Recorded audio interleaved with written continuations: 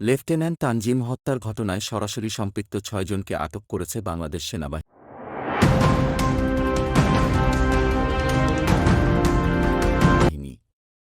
গত ২৪শে সেপ্টেম্বর রাত আনুমানিক ৩ ঘটিকায় কক্সবাজার জেলার চকরিয়ায় গোয়েন্দা তথ্যের ভিত্তিতে ডাকাতি প্রতিরোধ অভিযান পরিচালনার সময় বাংলাদেশ সেনাবাহিনীর লেফটেন্যান্ট তানজিম ছারোয়ার নির্জন শহীদ হন। উক্ত এলাকায় চিরুনি অভিযান পরিচালনা করে বাংলাদেশ সেনাবাহিনী কর্তৃক ঘটনার সাথে সংশ্লিষ্ট ৬ জনকে আটক করা হয়।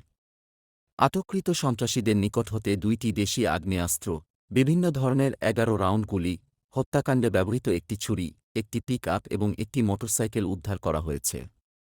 প্রাথমিক জিজ্ঞাসাবাদে জানা যায় যে আটককৃতদের মধ্যে ৪ জন প্রত্যক্ষভাবে সংঘটিত অপরাধের সাথে জড়িত ছিল এবং অবশিষ্ট ২ জন তথ্য দিয়ে সহায়তা করেছে।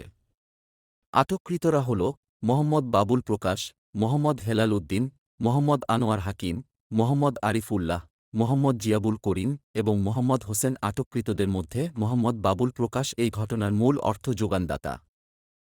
এছাড়াও সে লেফটেন্যান্ট তানজিমকে প্রাণঘাতী ছুরিকাঘাত করে বলে প্রাথমিক স্বীকারোক্তি প্রদান করে। অন্যান্য আটককৃতদের মধ্যে ডাকাত দলের second in command Mohammad Helal Uddin, গাড়িচালক মোহাম্মদ আনোয়ার হাকিম, সশস্ত্র সদস্য মোহাম্মদ আরিফ উল্লাহ এবং তথ্যদাতা মোহাম্মদ জিয়াবুল করিম ও মোহাম্মদ হোসেন উক্ত ঘটনার সাথে নিজেদের সরাসরি সম্পৃক্ততার কথা স্বীকার করেছে। ডাকাত দলের অন্যান্য জড়িত সদস্যদের গ্রেফতারের জন্য বাংলাদেশ সেনাবাহিনীর অভিযান অব্যাহত রয়েছে। উল্লেখ্য, আটককৃত ৬ জনকে চকরিয়া থানা পুলিশের নিকট হস্তান্তর করা হয়েছে এবং সেনাসদস্য বাদী হয়ে চকরিয়া থানায় মামলা দায়েরের কার্যক্রম চলমান রয়েছে।